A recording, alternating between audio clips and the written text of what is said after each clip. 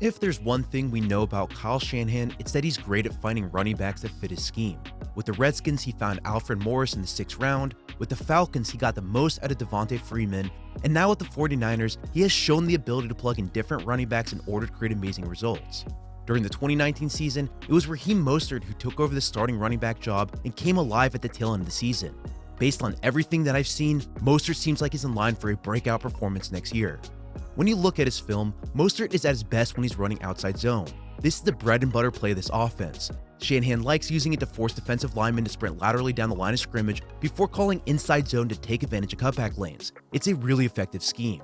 Then when you combine it with pre-snap motions and a variety of adjustments depending on the defensive front, it's a really versatile offense. Looking over this past season, many will tell you that Mostert's breakout performance came in Week 13 against the Ravens. This was his first game of the season that he gained over 100 yards. In my opinion though, one of his best games of the season came much earlier. It was against the Bengals back in Week 2. In this one, Mostert was awesome. He broke multiple tackles, and he did a good job of reading his blocks to set up his running lanes. This play from the third quarter illustrates that ability. Before the snap, the 49ers motioned Deebo Samuel across the formation. They then ran 2-back outside zone jet. This play features misdirection where the play side receiver holds the end man on the line of scrimmage, while the fullback lead blocks for the running back. After the snap, Mostert read the end man in order to determine his cut. Seeing how he took on his block indicates how Mostert should run this play. If the end man was playing his block on the outside shoulder, Mostert would bend his run inside. However, seeing him peek his head inside the block told Mostert to bounce his run outside. That's what he did here. Mostert correctly pushed outside and then used his speed to beat a defensive back one-on-one. Once he cut into open space, he finished the run gaining 20 yards on the play. Getting into space is where Mostert did most of his damage. Against the Packers in the NFC Championship, he dominated on the ground gaining 220 yards. His offensive line created some massive holes, but Mostert did a fantastic job of making defenders miss in space. In the second quarter, Mostert lined up in I formation. The 49ers motioned their tight end across the backfield. If you notice before the snap, there are 7 blockers including 5 offensive linemen, the fullback, and the tight end, while there are 7 defenders in the box. There are even numbers, meaning that one of the Packers players has to win his assignment in order to contain this run. That didn't happen here. The 49ers took advantage of this and gained 34 yards on a 2-back outside zone toss. After taking the snap, Mostert pressed outside towards his tight end. Taking this angle forced the defensive line and linebackers to sprint outside. He then cut back inside the fullback through the play side B gap and then accelerated into space. Now, this clearly was a beautifully blocked play with the right guard bulldozing defensive lineman, but Mostert did make 2 men miss in space. This allowed him to gain more yards than his offensive line blocked for. It's a really good example of how pairing great offensive line play with a running back that makes good reads and can make people miss, it creates big gains. Here's another one showcasing that same ability in the third quarter. On this one, Mostert showed his patience to set up his blocks before using his speed to bounce towards the sideline. After taking the handoff on this 2-back outside zone run to the left, Mostert stepped inside as if he was pretending like he was going to bend inside the left tackle. This was a ruse. He did this just to allow his blocker more time and the angle to work his hips around the defender. This created the clear running path outside. Mostert then turned on the jets, slipped a tackle from behind, and then ran the ball into the end zone for the 22-yard score. This ability is the reason why I'm so high on Mostert next season. He's a natural at running the outside zone running game that Shanahan uses with the 49ers. Mostert does a great job of reading his blocks correctly while pressing outside to create angles, all before using a one cut to get down the field. It's a really good trait to see. As I said before, this was Mostert's best run by far. For this video, I went through and hand-tracked each of his 190 runs last season, and here's what I found out. On his 68 outside zone runs, Mostert created 2.7 yards per carry in addition to what his offensive line blocked for. Averaging roughly 7.3 yards per carry, outside zone was a dominant run for this offense. What was kind of surprising looking over his tape was that inside zone, the play that is usually used to create bigger runs in the scheme, wasn't nearly as effective as I thought it should have been. Averaging only 4.4 yards per carry with only about 1.1 coming directly from Mostert, this run didn't create as many yards as I expected. Now 4.4 yards per carry is nothing to scoff at, but when your base play that every team tries to stop for and game plans for creates over 7, it's no wonder why Shannon kept calling outside zone even to run out the clock. This offense was simply better at blocking and running this play. What I found interesting as I went over his film was the variety of play calls that Shanahan utilizes in this scheme.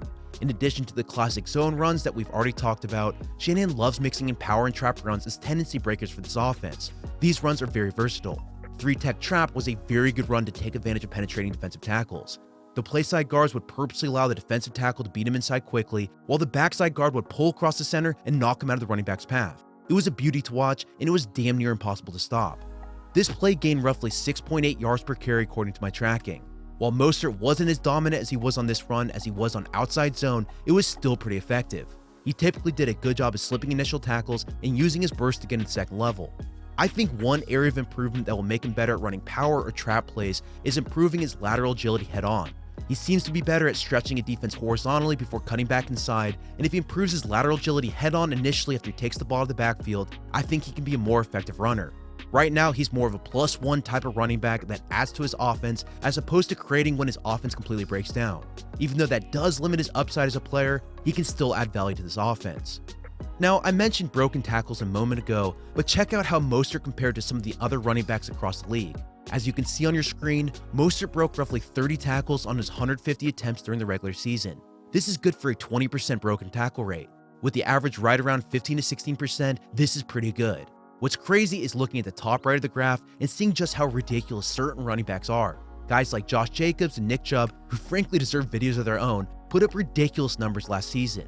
They are already two of the top running backs in the NFL, and what's encouraging to see is that Mostert is still above average in this regard. Even if you add another 50 to 60 carries like many project he'll get next season, it already feels like he's in good company. In my opinion, now that we have proof that he can create in this offense and consistently make the correct read behind a good offensive line, he should take the lead role in the backfield for the 49ers next season. Before we move on from his running ability to talk about him as a receiver, one thing about this offense that I want to emphasize is just how great they are at finding offensive linemen that fit the scheme. They constantly blasted open running lanes for their running backs. Now you add in Trent Williams, who Kyle Shanahan helped draft back in 2010 with the Redskins, and this team just got even more dangerous. Yes, Joe Staley was great, but as a Redskins fan who watched Trent for years, I'd be absolutely thrilled if I was a 49ers fan for this addition. He's a perfect left tackle for this offense. Outside of Williams, I could not help but be impressed with how well George Kittle blocks. I feel like it's common knowledge at this point that Kittle's one of the best run-blocking tight ends in the NFL in addition to his receiving prowess. But there is something beautiful, almost inspirational, about seeing him block on routine runs. It really gets you excited. For example, on the 2nd and 9 run in the divisional round of the playoffs, Kittle showed his excellent footwork and technique. After first helping the right tackle secure his block, Kittle engaged with his assigned linebacker on the play, Anthony Barr, and he was able to work his hips around the block to seal him out of the play. This is excellent technique, and Kittle did this routinely in this offense. It's really awesome to see, as many tight ends coming out seem to only care about their receiving abilities, even though the run game does have value. While we've mainly talked about Mostert as a running back, from what I saw from his film, he used that same speed and vision in space once he gets the ball in his hands as a receiver. As far as the 49ers are concerned, they devote roughly 100 targets per season towards running backs. These were pretty evenly split among each running back last season, corresponding to the number of snaps they had. The 49ers, for instance, liking them involved on screens and checkdowns out of the backfield. The exception was back in 2017.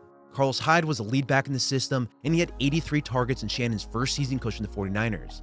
That number was more than double the number of targets the lead back had in each of the last 2 seasons. I just don't see any running back on this roster nearing that number. In fact, I'd be pretty surprised if Mostert broke more than 50 targets next season, even if he's leading this offense. For my film study, I just don't think he's an upper tier type of receiver coming out of the backfield. Now, with that being said, what's encouraging is that Mostert was used in a variety of ways last season. He was used in the classic Shanahan screen and dump off, but he was also used as a drag receiver from the outside and occasionally as a mismatch option against a linebacker.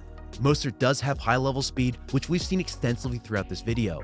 He's great in space, so if Shanahan does game plan for that skill set, he might get a few more targets than he had last year. But again, I wouldn't expect his receiving ability to drastically increase next season.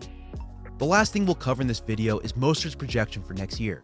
Even though fantasy football is still more than 2 months away, Mostert does have a ton of upside as a running back 2 or flex option on your future team. In your half-point 12-man league, Mostert is currently being taken right around the 6th round. I think there's value to taking him before that. Most projections have him finishing the season with 800 to 900 rushing yards, and I think he's in line to breaking 1,000. Now, of course, with any Kyle Shanahan running back, there is risk to taking a player on the 49ers. One day, Mostert could get you 100 yards, and on the very next day, he'll somehow be relegated to the doghouse. We really can't predict what Kyle will do. That part is frustrating. However, what's not frustrating is just how well this team blocks. They constantly blast open holes for the running backs. Plus, when you add in the fact that Matt Brady was traded and Mostert added some muscle this offseason, he still does have a ton of upside. For me, and again as we're still 2 months away from fantasy drafts, I'd feel comfortable taking him in the 4th round.